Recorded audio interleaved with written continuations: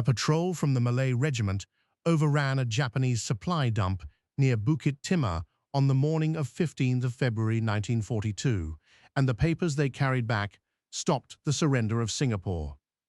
The documents were unglamorous things: quartermaster returns, ammunition states, the ordinary arithmetic by which an army knows whether it can still fight.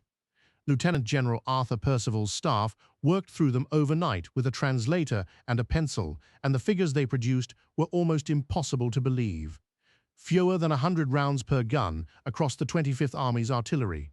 No resupply columns south of Johor. By that morning, the situation on the island appeared beyond salvage. Lieutenant General Tomoyuki Yamashita's forces had landed at Kota Baru on 8th of December 1941 and had covered the length of Malaya in 70 days, reaching Johor by the end of January. Force Z, the Prince of Wales, and the Repulse lay on the bottom off Kuantan since 10th of December, leaving no capital ships to contest the sea approaches. The Japanese had crossed the Johor Strait on the night of 8 to 9 February into the northwest sector held by the Australian 22nd Brigade. By 14 February, they held the Bukit Timah reservoirs, and the municipal water engineer had warned that supply would fail within days. That same day, Japanese troops entered Alexandra Barracks Hospital and killed patients and staff, a fact known to the British command before any decision about surrender was taken. In this alternate timeline exploration, we examine what could have happened and why the real history unfolded differently. Because the arithmetic in those captured ledgers described something that had been true for days without anyone on the British side knowing it.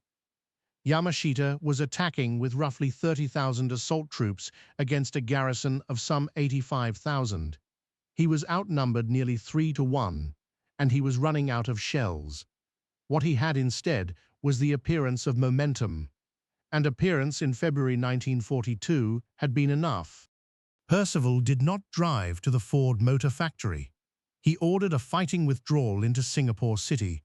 It was not a heroic gesture, and he did not present it as one. It was a reading of new information by an officer who had, until that night, believed his opponent to be stronger than he was. The island as a whole was indefensible: too much coastline, too many approaches, a garrison spread thin across ground it could not cover. The city was something else. The perimeter he drew ran through the docks, the municipal district and Kallang, and inside it, the 3 to 1 advantage that had meant nothing in open country began to mean a great deal. Streets favor the defender. They break formations into small pieces, they hide machine guns in windows, and they make every advance a separate problem to be solved at close range. They also consume ammunition at a rate an army with 100 rounds per gun cannot sustain. The coastal batteries could traverse landward, but their magazines held armor-piercing shell meant for warships, which punched clean holes in soft ground and did little to infantry. The crews fired what they had at the causeway approaches until the stocks were gone, then took rifles and went into the line as infantry.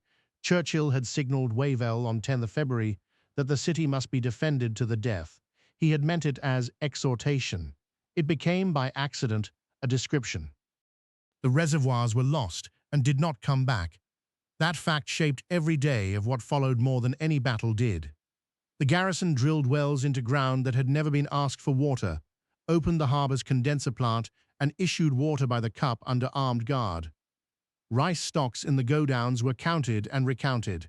A siege is not a contest of courage, it is a contest of stocks, and both sides now understood that whoever ran out first would lose.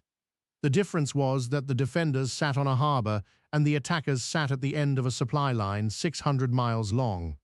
Chinese volunteers of Dalforce fought in their own neighborhoods, through streets they had lived in, and they fought with a particular knowledge of what capture would mean.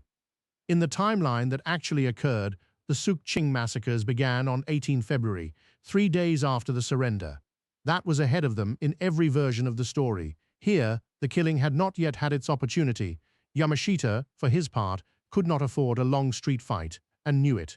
He said as much after the war: his position had been a bluff, and he had feared above all that a protracted battle inside the city would expose how little he had left.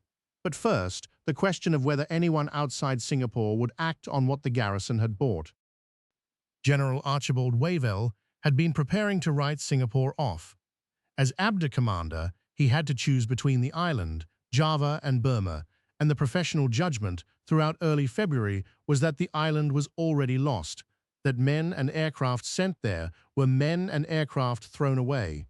The captured returns changed the calculation because they changed what the reinforcements were being asked to do, not to save a doomed garrison, but to break a besieger who could not sustain the siege.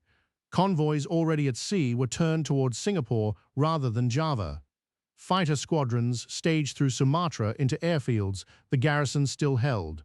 A naval force ran the Malacca approaches under cover of weather, unglamorously and with losses, to put troops and shells onto the docks. Every one of those decisions was taken from another theater's account. Java received less. That bill would come due, and everyone signing the orders knew it. Tokyo had built its entire southern operation on an assumption that Singapore would fall on schedule, freeing the 25th Army's supporting air and naval assets for the Java landings of late February. Singapore did not fall on schedule.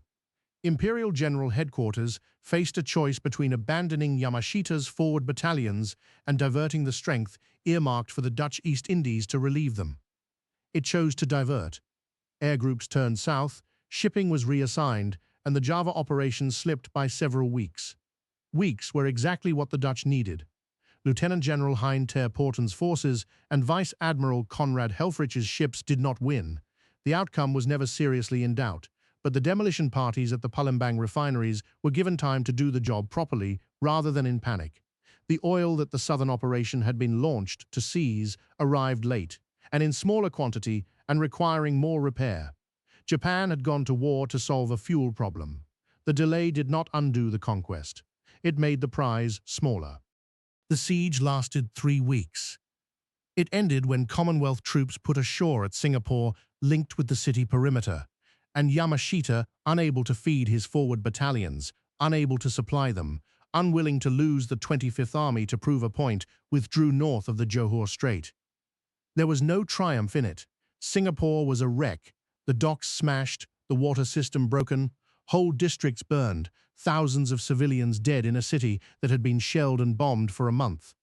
The naval base was of limited use for a long time afterward. What the Commonwealth held was a ruin. But it held a ruin at the eastern end of the Indian Ocean, and it held it with an army still in existence rather than 80,000 men walking into captivity. The largest capitulation in British military history did not occur, and what followed from that absence reached considerably further than the island itself. Vice Admiral Chuichi Nagumo's carriers had been intended for the Indian Ocean once the southern resource area was secure. In April 1942, they struck at Ceylon, hit Colombo and Trincomalee, and drove the Eastern Fleet back to East Africa. With the Malay barrier unsettled and the southern operation still incomplete, the carriers were held to cover it. The Ceylon raid shrank to a cruiser sweep. Colombo and Trincomalee were not struck.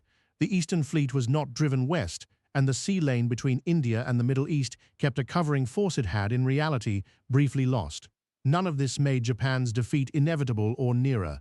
The Japanese fleet remained the strongest in those waters, and the war in the Pacific would still be decided elsewhere and over years. What changed was shape rather than outcome, which ships were where in the spring of 1942, and how much of the Indian Ocean the Royal Navy could still claim to be watching. The deepest consequence was not military at all.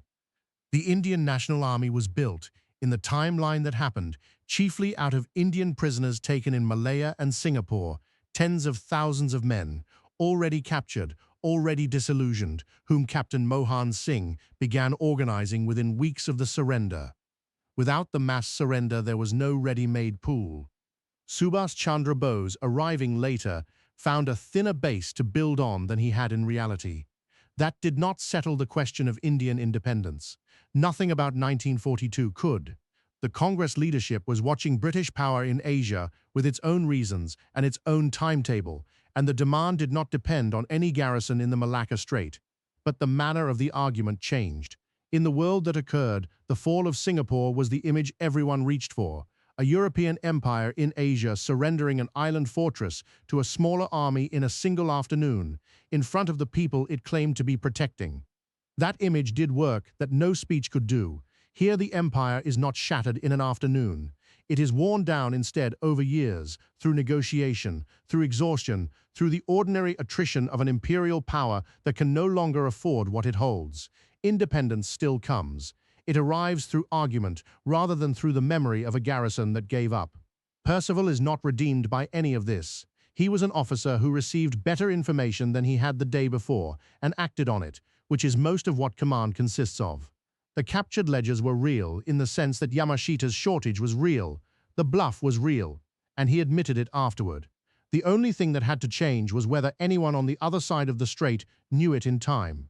That is the narrow ground on which the whole of it turns, not courage, not genius, but a translator working through the night over a stack of quartermaster returns, and a decision taken before the drive to the Ford Motor Factory rather than after.